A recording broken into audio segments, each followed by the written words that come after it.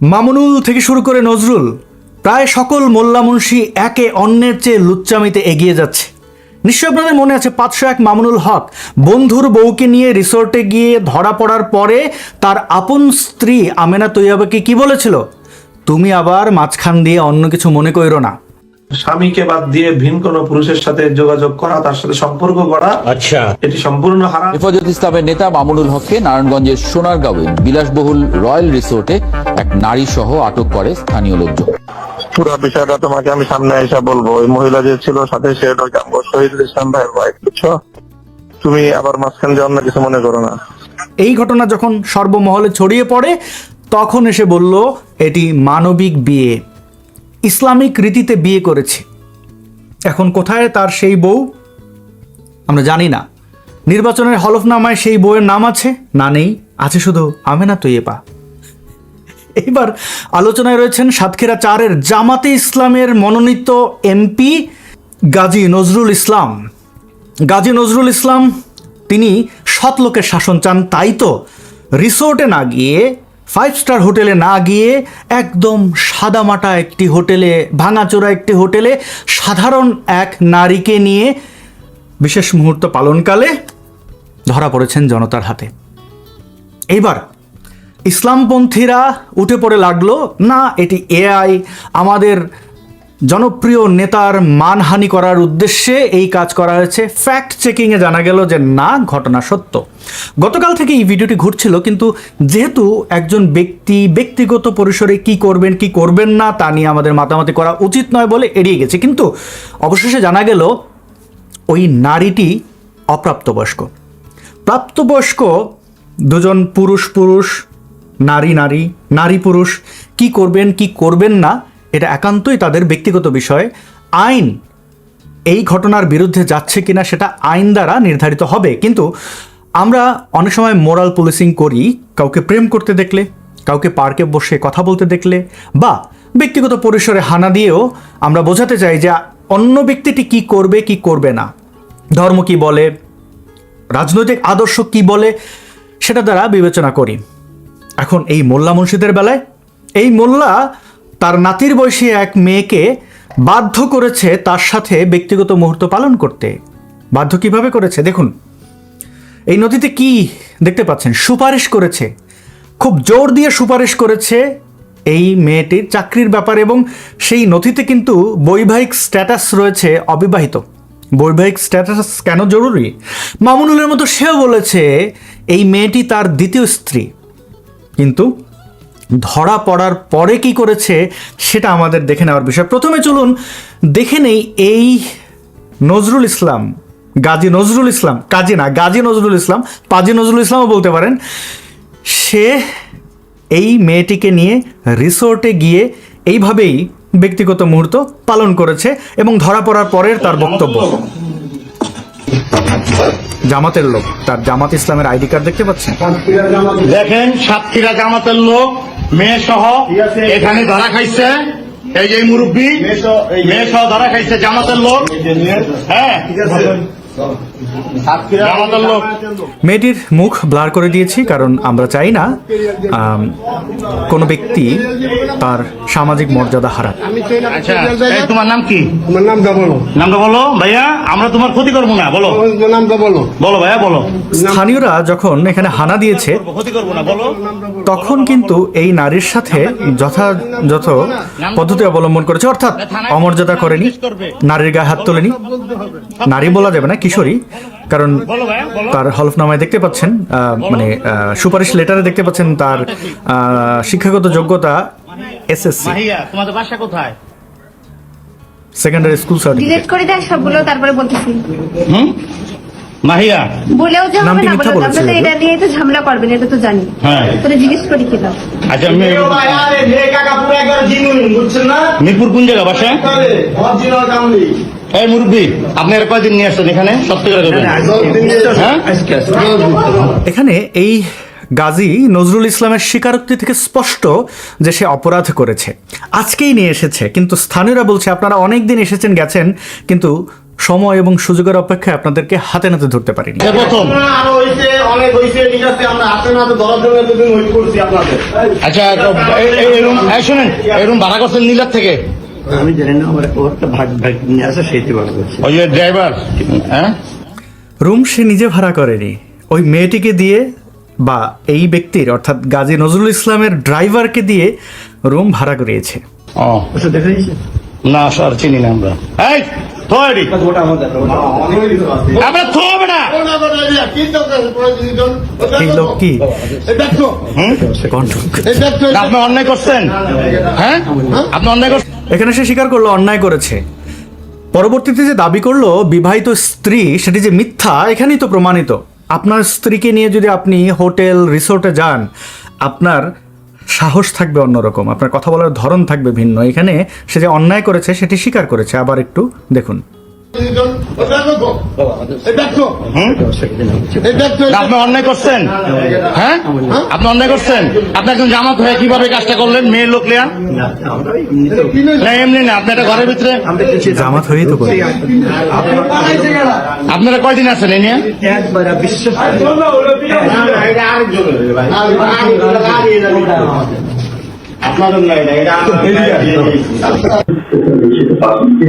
এখানে সে কিন্তু বলল কিছুই হয়নি। এখন এখানে দেখবেন যে ওই বাচ্চা মেয়েটির সাথে কি করছে এই বুড়া। ডিসকাশন, এটা কি বলবে ইংরেজিতে জন্য কি বলে, কি প্লে জানি,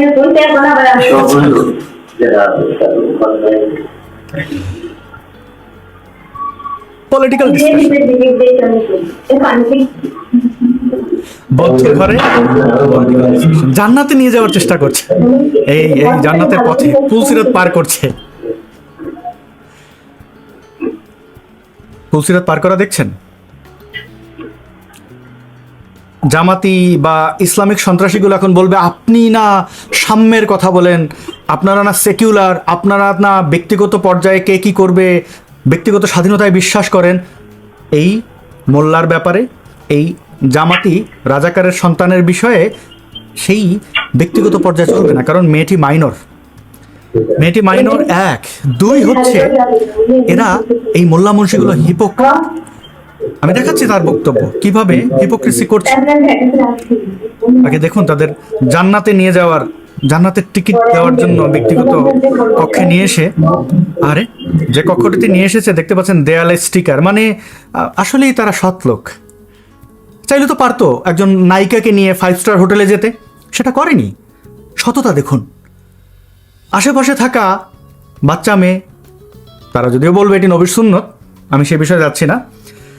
অপ্রাপ্তবয়স্কা এই কিশোরীকে বাধ্য করেছে চাকরি দেওয়ার প্রলোভন দেখিয়ে তার সাথে যৌনকর্ম করতে। এই ভিডিওটি অনেক দীর্ঘ, সেটি আর না দেখাচ্ছি। আরও অন্তরঙ্গ মুহূর্ত আমরা না দেখি, বুঝতে পারছি এখানে কী ঘটেছে। তো এইবার দেখুন তো এই ব্যক্তিটি অর্থাৎ গাজী নজরুল ইসলাম, এই জামাতি নুরানি চেহারা সম্মিলিত নেতা, তার রাজনৈতিক প্রচারণায় টেলিভিশন ইন্টারভিউতে কি বলছে নারী সম্পর্কে।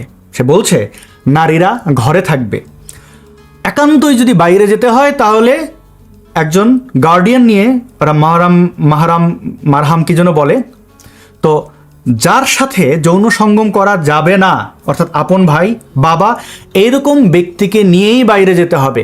অর্থাৎ নারীরা স্বাবলম্বী নন একা চলাফেরার জন্য। তারা মনে করে একা কোনো নারী চলাফেরা করলে তাদের মতো মোল্লা মুন্সিরা ধর্ষণ করে ফেলবে। তো এই কথা বলা ব্যক্তি আর এক কিশোরীকে নিয়ে ব্যক্তিগত, মানে সুন্নত জান্নাতে যাওয়ার টিকিট দিচ্ছে বদ্ধ ঘরে, এবং হানা দেওয়ার পরে ভুল স্বীকার করলো। শুনুন তার রাজনৈতিক বক্তব্যগুলো, মানুষকে কিভাবে দিনই দাওয়াত দেয় সে সকলের নমুনা। মেয়েরা একটু শালীনভাবে চলবে, তারা মানে মাথার যে কাপড়টা, একটা পর্দা, একটা চাদর মাথার উপরে রাখবে। এমনি শালীনভাবে চলানো তো আজকাল ভিন্ন দেশের লোকেরা তো শালীনভাবে চলে। তা আমাদের চাই যে আমাদের মেয়েদের জন্য মানে সতর বা তাদের শরীরটা বাইরে না বের হয়। আমাদের একটা কনসেপশন হলো মেয়েরা সব কাজ করতে পারবে, কিন্তু যখন দূরে যাবে গায়ের মাহরুম মাহরুম বলে একটা জিনিস আছে, নিজের রক্তের সম্পর্ক আত্মীয় একজন সাথে থাকতে হবে। এটা বোধ শুধু মুসলমানের জন্যই না, অন্য ধর্মের জন্য প্রয়োজন। একা একা চলাটাও ঠিকও না, বর্তমান রাস্তাঘাটে পথে একটা মেয়ে একা একা চলবে ঠিকও না। রক্তের সম্পর্কে পুরুষ হলে ভালো হয়, মহিলা হলে অসুবিধা নাই। জামাত কোনো সময় বলে না মেয়েদের আটকে রাখা হয়। কি বুঝলেন? এবার দেখুন তার রাজনৈতিক প্রচারণায় তাদের যারা কর্মী অর্থাৎ জামাত ইসলামের নারীর যে কর্মীরা রয়েছে তাদেরকে পর্দার আড়ালে বসে কথা বলছে, অর্থাৎ আউটডোরে বাইরে পর্দাটা নিয়ে অন্য নারীদেরকে দিক নির্দেশনা দিচ্ছে, কারণ ওই নারীদের মুখ দেখা নিষিদ্ধ তাদের ভাষায়, কিন্তু রিসোর্টে হোটেলে ওইটা খুব আরাম। দেখুন তার বক্তব্য। হেঁটে হেঁটে এই ইউনিয়নের দায়িত্বশীলরা আহ্বান করছিল ভোটের আপনারা পায়ে হেঁটে আসছেন না, এই পা সাক্ষ্য দেবে আল্লাহ। এই মহিলা মেধাবী তরুণী, তাদেরকে আমরা হাতে কলমে কারিগরি বিদ্যা শিক্ষা দিয়ে উদ্যোক্তা হিসেবে গড়ে তুলতে চাই। আমরা উদ্যোক্তা তৈরি করতে চাই। আমরা আমাদের ফরেস্ট রিসোর্সটাকে সেটাকে আমরা অ্যানালাইসিস করে পরীক্ষা নিরীক্ষা করে বিদেশে রপ্তানি করার ব্যবস্থা আমরা করতে পারি। আমাদের প্রচুর মৎস্য সম্পদ আছে, এখানে চিংড়ি সম্পদ আছে, কাঁকড়া সম্পদ আছে। এগুলোকে গবেষণামূলক কার্যক্রম চালিয়ে আমরা এখানে উন্নত প্রযুক্তির মাধ্যমে ব্যবসা ভিত্তিক কার্যক্রম গড়ে তুলতে চাই। যারা তরুণী আছে, মেধাবী তরুণী, তাদেরকে আমরা হাতে কলমে কারিগরি বিদ্যা শিক্ষা দিয়ে উদ্যোক্তা হিসেবে গড়ে তুলতে চাই। সর্বোপরি আমরা নারীদেরকে এই প্রগতির উচ্চ শিখরে আমরা নিয়ে যেতে চাই।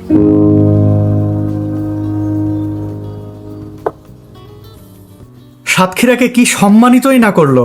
মামুনুল হক করেছিল পুরো তার দলবল মোল্লা মুর্শিদদেরকে, আর এই গাজী নজরুল ইসলাম সাতক্ষীরাকে। কারণ জামাতি আর এক মোল্লা আর এক এমপি আমির হামজা বলেছিল আল্লাহ যদি কাউকে জান্নাতে দেয় তাহলে প্রথম সাতক্ষীরা থেকে শুরু করবেন। শুনুন সেই আমির হামজার বক্তব্য। সাতক্ষীরা আমাদের আবেগের জায়গা। সারা বাংলাদেশে আমার যতটুকু বাস্তবতা ধারণা আমি জানি, আল্লাহ যদি কিয়ামতে জান্নাত দেওয়া আরম্ভ করে প্রথমে সাতক্ষীরা দিয়ে আরম্ভ করবে। এবার বুঝলেন তো কেন আল্লাহ জান্নাত সাতক্ষীরা থেকে শুরু করবেন। এবার চলুন আর এক জামাতি নারী, তার বক্তব্য শুনি। মাহমুদা মিতু সম্ভবত নাম, যদিও তার সমালোচকরা তাকে জামাতের সেবাদাসী বলে থাকেন, কিন্তু এই নারীকে আমি সেবাদাসী বলবো না। তিনি পেশায় একজন সম্ভবত ডক্টরদের যা অবস্থা, স্বঘোষিত রাজাকারের বাচ্চারা তো এরকমই হবে এবং তাদের রাজনৈতিক বক্তব্যও এরকম হবে।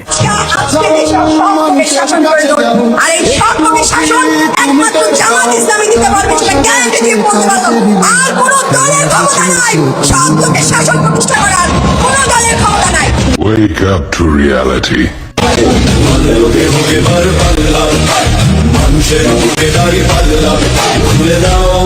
দেখেন সাতক্ষীরা জামাতের লোক মেয়ে সহ এখানে ধরা খাইছে, এই যে মুরব্বী মেয়ে সহ ধরা খাইছে জামাতের লোক।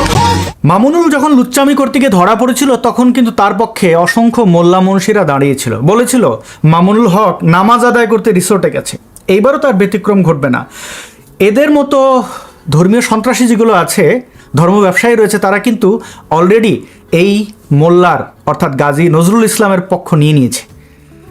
বলছে আল্লাহ এই গাজী নজরুল ইসলামকে জান্নাত নসিব করুক। অবশ্য ধর্ষক আর এক ধর্ষকের পক্ষ নেবে, হিপোক্রিট আর এক হিপোক্রিটের পক্ষ নেবে, তাই না? জামাত শিবিরের যে ছাত্রী সংস্থা রয়েছে একটি নামেই, আর ছাত্র শিবির, এই পোলাপানগুলো এখন হাউমাউ করে কাঁদছে।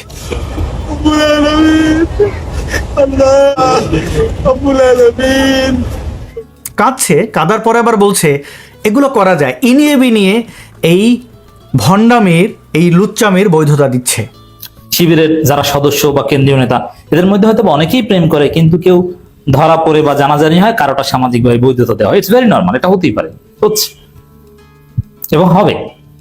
সাহাবীদের মধ্যেও এই প্রেম গঠিত ঘটনা ঘটতো। একটা সময় এগুলো যেমন অন্যের স্ত্রীকে ভালো লাগতো, তারপরে তাকে বলতো যে তোমার স্ত্রী আমাকে দিয়ে দাও। এটা নবীদের মধ্যেও ঘটেছে, যদিও ওটা অন্যায় না। প্রিয় বন্ধুগণ, অন্যান্য এরকম লুচ্চা মোল্লা মুন্সিরা নিশ্চয়ই এখন আতঙ্কিত। তারা আল্লাহর কাছে দোয়া করছে যে আল্লাহ সৎ লোকের শাসন চাই, সিসিটিভি ক্যামেরা মুক্ত হোটেল রুম রিসোর্ট রুম চাই। 501 থেকে শুরু করে এই সাতক্ষীরার ঘটনা আপনাদেরকে কি প্রমাণ করলো? এই ঘটনাগুলো থেকে আমরা কি শিখলাম? যেই পথে মামুনুল সেই পথে নজরুল। যে ঘটনাগুলো আমরা দেখতে পাই না সেগুলো রয়ে যায় আড়ালে। অর্থাৎ প্রতিনিয়ত মোল্লা মুন্সিরা বাইরে অর্থাৎ মসজিদের মেম্বরে দাঁড়িয়ে ওয়াজ মাহফিলের মাচায় বসে আমাদেরকে শেখায় নারীদেরকে কিভাবে নির্যাতন করতে হবে, নারীদেরকে কিভাবে অবদমিত করে রাখতে হবে। নারীরা এই সমাজের কলঙ্ক, নারীরা জিন্স পরলে ভূমিকম্প হয়, নারীরা স্বাভাবিক কাপড় চোপড়ে বাইরে গেলে তাদেরকে বলে এরা জেনাকারী। অথচ এই কাজগুলো বেশি বেশি তারা করে। এরাই সবচেয়ে বেশি পর্ন দেখে পারভার্ট হয়। নারী না পেলে বাচ্চা শিশুদেরকে, ছেলে শিশুদেরকে ধর্ষণ করে। প্রতিনিয়ত মাদ্রাসা মক্তবে কি ঘটে তা নিশ্চয়ই আপনাদের অজানা নয়। কিন্তু আমরা এই ভণ্ড বদমাশ লুচ্চাগুলোর বিচার করতে পারি না, কারণ তাদের মাথায় টুপি, মুখে দাড়ি, লেবাস দেখে আপনারা বিচার করেন। এদের কাছে আমাদের কোনো সন্তান নিরাপদ নয়। দেখুন, এই অপ্রাপ্তবয়স্কা এই কিশোরীকে নিয়ে সে হোটেল রুমে গিয়ে যা করলো, আপনার মা বোনদের সাথে করলে আপনার কেমন লাগবে? আপনার সন্তানকে জান্নাতে পাঠানোর জন্য মাদ্রাসায় পাঠাচ্ছেন, মোল্লা বলাৎকার করে দিচ্ছে। আপনি কিছু বলছেন না বা লুকানোর চেষ্টা করছেন, পাছে ইসলামের মাদ্রাসার মক্তবের বদনাম হবে। আপনার ইজ্জত বাঁচছে না, কার ইজ্জত বাঁচাতে চাইছেন? নাকি আপনিও এদের মতো হিপোক্রিট? আমি ভিডিওর মাঝখানে যে কথাগুলো বলছিলাম, প্রাপ্তবয়স্ক যে কোনো মানুষ যে কোনো কিছু করতে পারেন উভয়ের সম্মতিতে।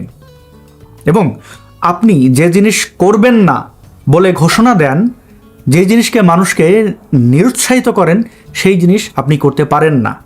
নারীদেরকে আপনি ভোগ্য প্রাণী, ভোগ্য বস্তু, সেক্স স্লেভ মনে করেন, সেক্স ডল মনে করেন। তাদের দেখলেই আপনার ইমানে আঘাত লাগে, দিলের মধ্যে লালা ঝরে। এরকম বক্তব্য দিয়ে আপনি আবার সেই নারীদেরকে নিয়ে গিয়ে মজমাস্তি করবেন, এটা কেমন কথা? সেই কুখ্যাত তেঁতুল হুজুর আল্লামা শফি বলেছিল না, নারীদেরকে দেখলে বুকের মধ্যে লালা ঝরে। এমনকি আপনি যদি 80 বছরের বুড়ো হন, তারপরেও আপনার চরিত্র ঠিক থাকবে না। যদি আপনি এটা অস্বীকার করেন, তাহলে বুঝতে হবে আপনার শারীরিক সমস্যা, যত আপনি ধ্বজভঙ্গ।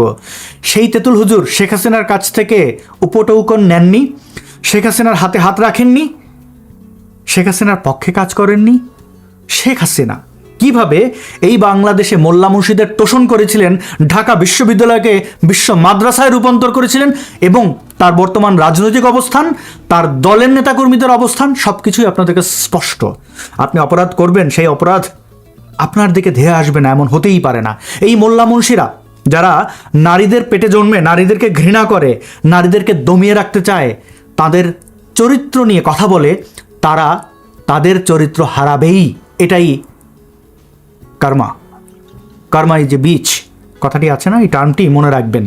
এবং যারা অভিভাবক রয়েছেন, ছেলে বা মেয়ে সন্তানদেরকে মাদ্রাসায় দেওয়ার আগে 10 বার ভাবুন। এবং এই জান্নাতের টিকিট বিক্রিকারী মোল্লা মুন্সিদের কাছ থেকে 100 হাত দূরে থাকুন। এদেরকে লিল্লা দেবেন না, খয়রাত দেবেন না, কারণ আপনার লিল্লার টাকায়, খয়রাতের টাকায় আপনার বাড়িতে ভাত খেয়ে ওই ভাত দিয়ে যে শক্তি সঞ্চয় করবে, সেটা দিয়ে আপনার শিশুকে, আপনার মাকে, আপনার বোনকে ধর্ষণ করবে। আপনি যদি এই কাজগুলোকে সুন্নতি কাজ মনে করেন, জান্নাতি কাজ মনে করেন, এটা আপনার ব্যাপার। আপনি আপনার ভবিষ্যৎ নিশ্চিত করুন।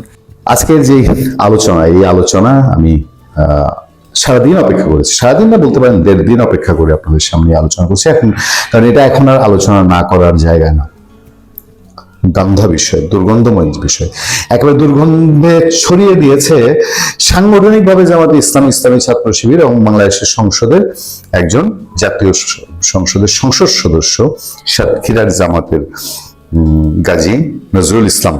সে এটা এত বেশি কসলেছে, এত বেশি কসলে নষ্ট করে ফেলেছে, শেষ পর্যন্ত এই নীতিনৈতিকতার জায়গায় প্রশ্ন না তুললে নিজের কাছে দ্বিধা লাগছিল। ফলে ভিডিও যা ছড়িয়েছে আমি আপনাদেরকে আবার দেখাতে চাই না। এর মধ্যে সোশ্যাল মিডিয়া সয়লাভ, সে ভিডিও দেখতে দেখতে সোশ্যাল মিডিয়া সয়লাভ হয়ে গেছে। আমি শুধু একটা কথাই বলবো, এই যে গাজী নজরুল ইসলাম, তার সে নাকি আবার মুক্তিযোদ্ধা, মিডিয়া খুঁজে খুঁজে বের করেছে যে নারীকে নিয়ে তার ভিডিও, সেই নারীর সাথে তার 57 বছরের বয়সের পার্থক্য। ওর জায়গায় রুচির দুর্ভিক্ষ নেমেছে, তাদের চিন্তা ভাবনা কোথায় গিয়ে দাঁড়িয়েছে, আমার কাছে এইটাই এখন অবাক লাগছে। আমি শুধু এটুকুই বলতে পারি, আপনাদের নিশ্চয়ই আল্লামা মামুনুল হকের কাহিনী মনে আছে। সে আল্লামা মামুনুল হক এখন তার 501 নম্বর রুম সেলিব্রেট করে। আরেক হুজুরের বউকে নিয়ে রিসোর্টে গেছে, ঢাকার কাছের রিসোর্টে। পারিবারিক ট্যুর বলা যাবে না, কারণ তাদের সন্তানাদি আছে। এবং সেখানে গিয়ে যখন ধরা পড়েছে তখন দাবি করেছে ওই হুজুরের স্ত্রী তার দ্বিতীয় বউ।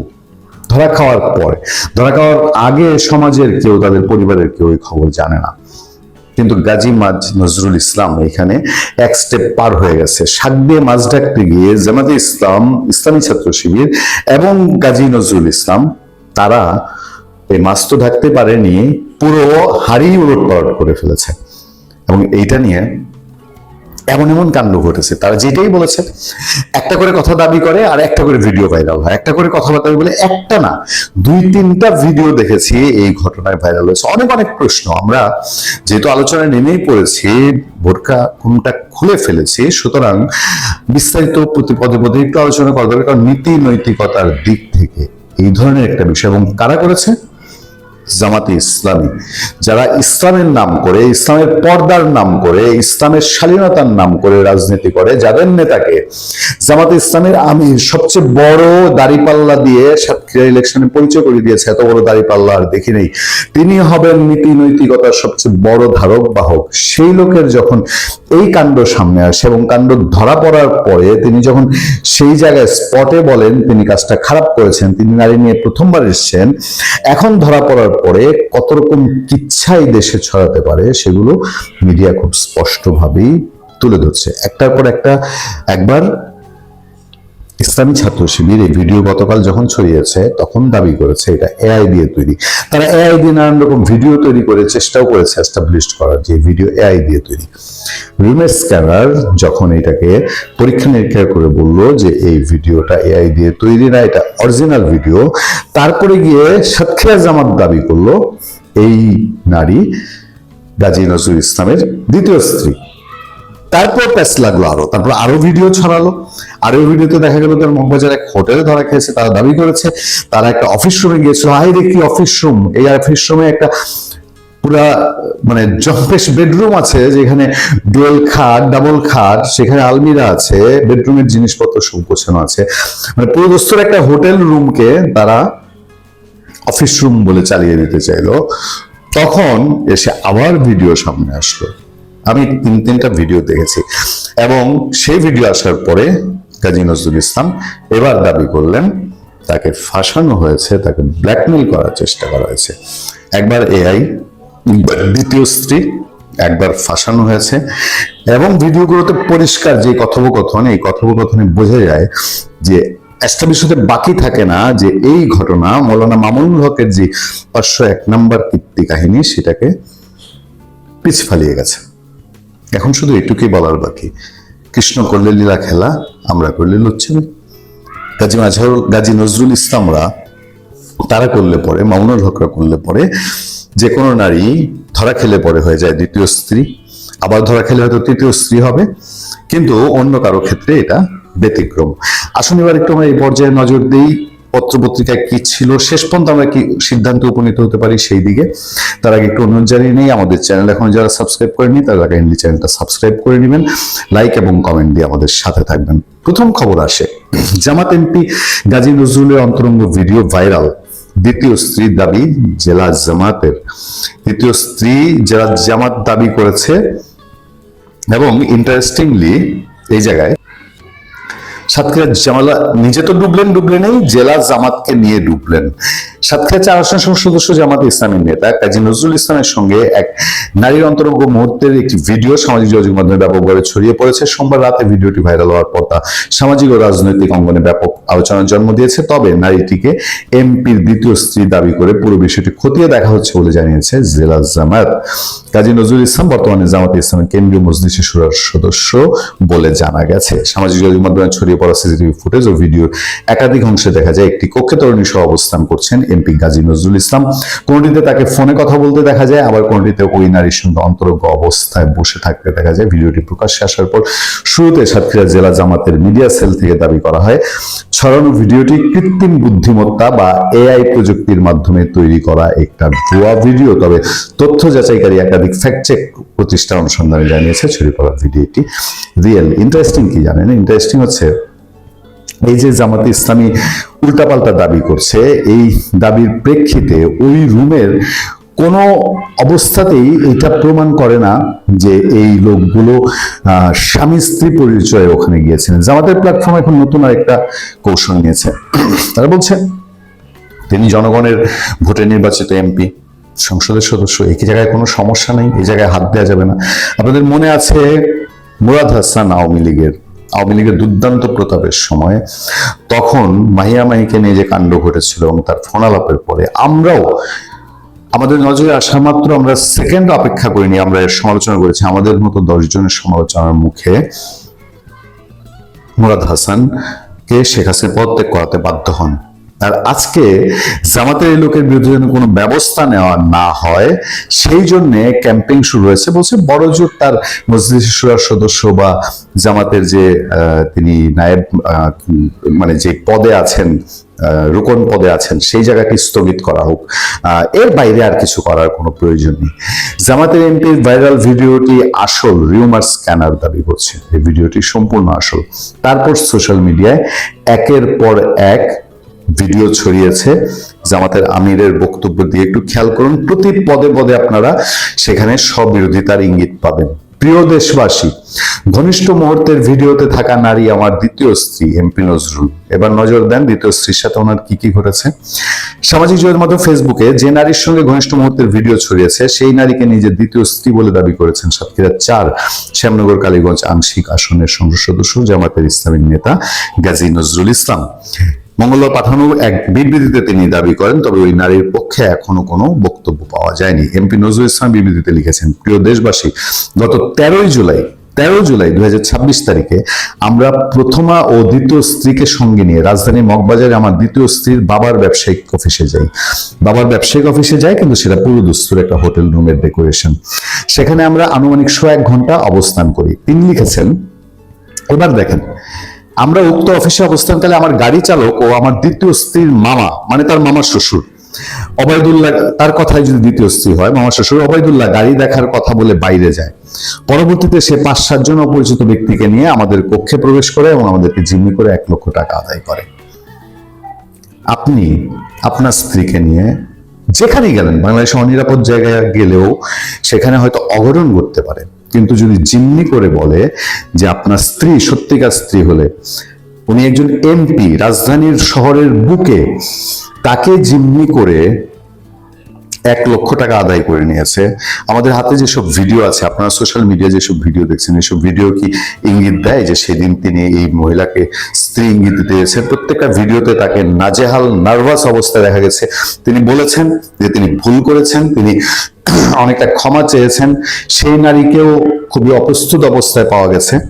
এমপি নজরুল ইসলাম লিখেছেন, আমি চলাচলের জন্য যে ভাড়াকৃত গাড়িটি ব্যবহার করি, ওবায়দুল্লাহ যোগসাহসে পরবর্তীতে সেটিও আটকে রেখে দফায় দফায় আমার কাছে কয়েক লক্ষ টাকা দাবি করা হয়। আমরা টাকা দিতে অস্বীকৃতি জানালে আমাদের বিভিন্ন ধরনের হুমকি দেওয়া হয়। আমি এ সময় জানতে পারি আমার দ্বিতীয় স্ত্রীর বাবার সঙ্গে ওবায়দুল্লাহর পূর্ব শত্রুতা ও পারিবারিক বিরোধের জের ধরেই, মানে গল্পটা উনি সাজাতে গিয়ে উনি আরো প্যাচ লাগিয়েছেন। এই যে কাহিনীগুলো ঘটে গেছে, দেশে জামাত ইসলামের কি এমনই আকাল যে আওয়ামী লীগ ক্ষমতায়, জামাতের এমপি এরকম পর্যায়ে হলে মানে আইন শৃঙ্খলা তারেক রহমান কি নির্দেশ দিতেন যে জামাতের এমপি এরকম বিপদে পড়ছে, তোমরা পারো গিয়ে তারা বিপদে ফেলাও, হেনস্থা করো?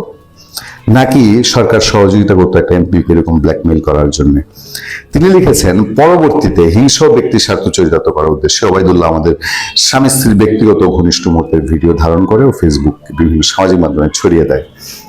এবার বলেন, কতটুকু বিশ্বাসযোগ্য যে একজন গাড়ি চালক, একজন ড্রাইভার তার স্ত্রীকে নিয়ে তার বাবার অফিসে গিয়ে, আপনার স্ত্রীকে নিয়ে আপনি আপনার শ্বশুরের অফিসে যাবেন, ওইখানে গিয়ে আপনি একটা রুমও ঠিক করলেন, ওইখানে আপনি অন্তরঙ্গ মুহূর্ত কাটাচ্ছেন, সেটার ভিডিও আপনার ড্রাইভার করছে। গল্পটা কতটা বিশ্বাসযোগ্য আপনাদের কাছে?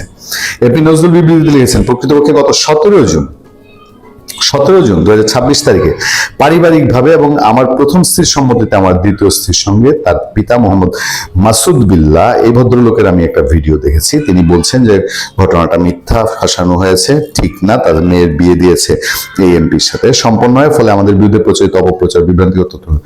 মানে কতটা দুর্ভাগা একটা পিতা হলে 57 বছর বয়সের পার্থক্য এবং সে শ্বশুরের চেয়েও অনেক বড় বয়সী পাত্রের কাছে নিজের সন্তানকে তুলে দিয়েছেন। তিনি লিখেছেন, যারা আমাদের সামাজিক মর্যাদা, ব্যক্তিগত গোপনীয়তা ও নৈতিক চরিত্র ক্ষুণ্ণ করার উদ্দেশ্যে এই ষড়যন্ত্র অপপ্রচার লিপ্ত হয়েছে, তাদের বিরুদ্ধে দ্রুত ও নিরপেক্ষ তদন্তের মাধ্যমে আইনানুগ ব্যবস্থা গ্রহণ এবং দৃষ্টান্তমূলক শাস্তি নিশ্চিত করার জন্য সংশ্লিষ্ট কর্তৃপক্ষের প্রতি আহ্বান জানাচ্ছি।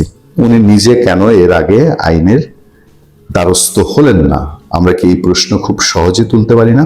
আমি আপনাদেরকে ভিডিওগুলোর কথা বলছি, যে বেশ কিছু ভিডিও মিন করে যে আসলে সেই দিন যে ঘটনা ঘটেছে এবং এই ঘটনার সাথে, ঘটনার পর আর যা যা দাবি করছেন জামাতের এই এমপি, এগুলো যেন কোথাও মিল পেতে খুব কষ্ট হয়। এবার আসেন সমালোচকরা কি বলছেন। আমি কয়েকটা লাইন আপনাদেরকে পড়ে শোনাই। সাতক্ষীরার নাটকটি জমে একেবারে ঠান্ডা হয়ে যাচ্ছে। ওরা যতই ব্যাখ্যা দিচ্ছে ততই প্যাচ লাগছে। এমপি বলেছেন তিনি বিয়ে করেছেন গত 17 জুন, কিন্তু ওই মেয়ের সিভিতে 22 জুন তারই জোর সুপারিশ করা, সেখানে লেখা অবিবাহিত। আর এমপির বউ হলে সুপারিশ লাগবে কেন? আবার জামাত শিবিরের প্রচার করা ছবি এবং ভিডিওতেই তারিখ লেখা আছে, ভিডিওটি 2023 সালের, এখানেও আরেক প্যাচ। মেয়ের বাবাও আরেক জামাত নেতা, ওনার দাবি মেয়ে এবং মেয়ের এমপি জামাই তার অফিসে এসেছিলেন অফিস দেখতে, এখানে আরো প্যাচ। অফিসের মধ্যে অ্যাটাচ বাথরুম সহ সাজানো গোছানো বেডরুম কেন? এখানে মেয়ের বাবা কি করেন আর কারা কারা ওখানে রেস্ট নিতে যায়? আবার এমপি বলেছেন গাড়ির ড্রাইভার অর্থাৎ মেয়ের মামা 7-8 জন বহিরাগত নিয়ে এসে তাদের রুমের মধ্যে জিম্মি করে এবং বিকাশ থেকে 1 লাখ টাকা নিয়ে যায়। আপত্তিকর সম্পর্ক জায়গা না হলে জিম্মি করলো কিভাবে? বড় স্ত্রী ও সন্তানরা এখনো দৃশ্যপটে আসেননি, এসছেন। বড় স্ত্রী দাবি করেছেন, বড় স্ত্রীর একটি ভিডিও আমরা দেখেছি।